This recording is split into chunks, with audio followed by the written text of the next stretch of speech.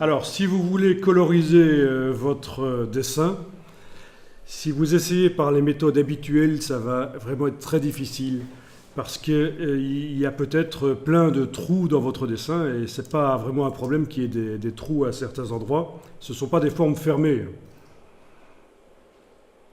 Donc, on va utiliser une technique qui a justement été mise au point dans l'histoire de Illustrator à un certain moment pour arriver à coloriser des dessins qui ont des formes non fermées. Alors, la technique, c'est ce qu'on appelle la peinture dynamique, dont voici les trois outils. Non, les deux outils. Celui-là, c'est autre chose. Alors, cet outil-là, il est dans la palette des outils, à cet endroit-là, derrière l'outil concepteur de forme, vous avez le pot de peinture dynamique et l'outil de sélection de peinture dynamique. Alors on va quand même sortir les outils, c'est pas plus mal. Donc pendant que vous êtes dans le menu là, vous allez jusque la ligne verticale qui est tout au bout et ça vous fait une palette flottante.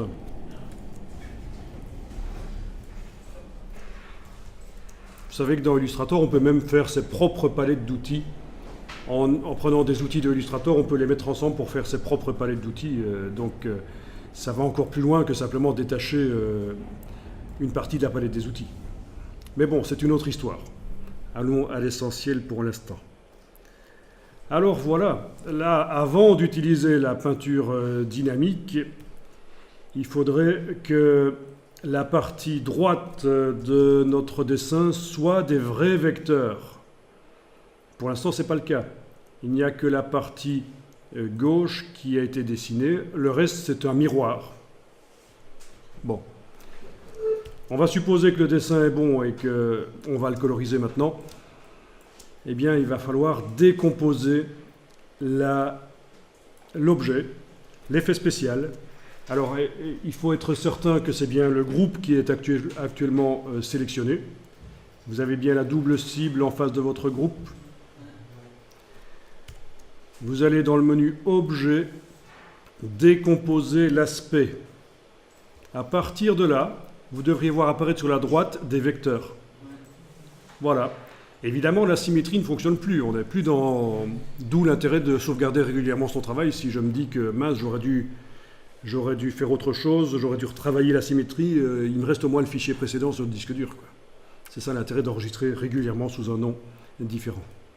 Alors, on va aller voir dans le groupe ce qui s'est passé. J'ouvre le groupe. J'ai deux sous-groupes. Voilà. J'ouvre par exemple le sous-groupe qui concerne la partie gauche. J'ai deux parties gauche. Bon.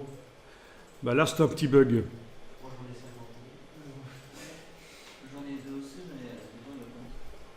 Ben dedans, il y a plein de trucs, forcément. Ça, c'est pas grave, c'est normal. Ce sont toutes les petites formes. Par contre, qu'il y en ait deux, ça ne nous sert pas ici. Vous allez en jeter un des deux. Au choix, à la corbeille. Même chose pour l'autre sous-groupe. Je l'ouvre. J'ai deux fois la même chose dedans. Un des deux, je le jette. Voilà, c'est pas plus mal. Donc on est bien d'accord. Vous avez l'impression que vous avez plein de têtes là, mais en fait, il faut bien réfléchir, hein. Ceci me montre le contenu du calque, ceci me montre le contenu du groupe, ceci me montre le contenu du groupe, avec des vecteurs à l'intérieur. Ah non, il y a encore un groupe à l'intérieur, oui. Voilà, et là, à un certain moment, il y a des vecteurs. Donc, on n'a vraiment qu'une seule fois les vecteurs, mais les vignettes me le montrent plein de fois.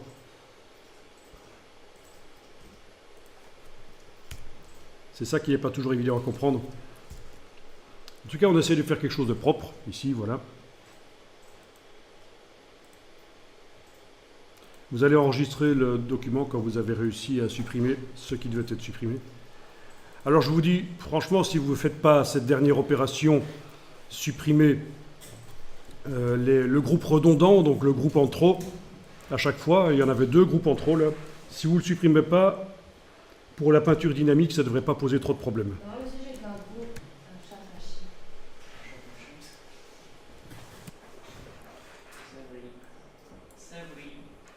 Bon, en fait, ces doubles groupes là, ces groupes redondants, si on avait des objets en couleur, quand on décompose un effet spécial, ça vous met les fonds dans un des groupes et les contours dans un autre groupe, donc ça peut être pratique.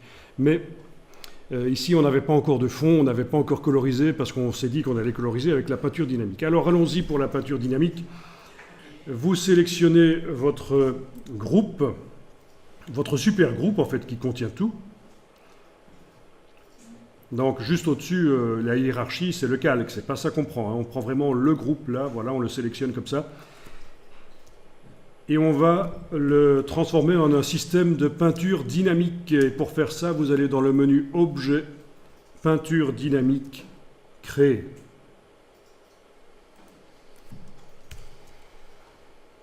Voilà.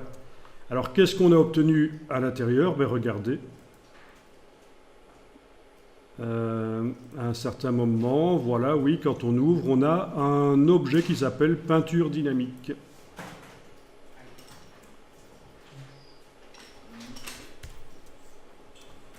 Oui, donc pour savoir si ça a fonctionné, il faut aller voir le groupe, la peinture dynamique. À l'intérieur, ce sont tous les vecteurs.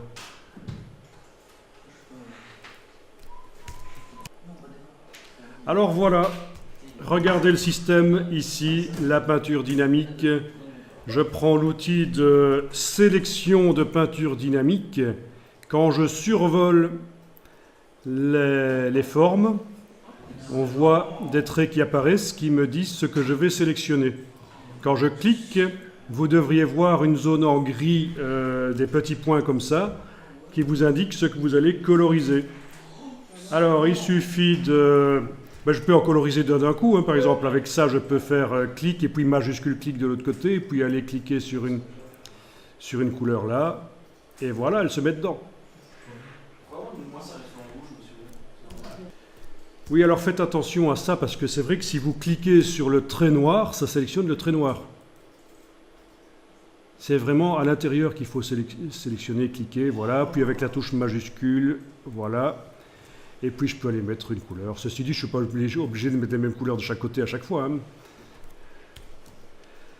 Alors, quand vous double-cliquez sur l'outil de sélection de peinture dynamique, vous avez ces options. Et vous voyez que vous pouvez empêcher qu'il sélectionne les contours. Si on décoche contour, on peut empêcher. Si vous avez un dessin qui est plein de rouge, le rouge ne vous conviendra pas pour afficher ce qu'il sélectionne. Vous pouvez changer la couleur ici si vous voulez. Hein. En général, le rouge, ça marche, mais... Ok. Donc voilà. Là, si je clique sur les traits, ça ne marche plus. J'arrive plus à sélectionner les traits parce que j'ai été décoché contour dans les options de l'outil quand je double-clique sur lui.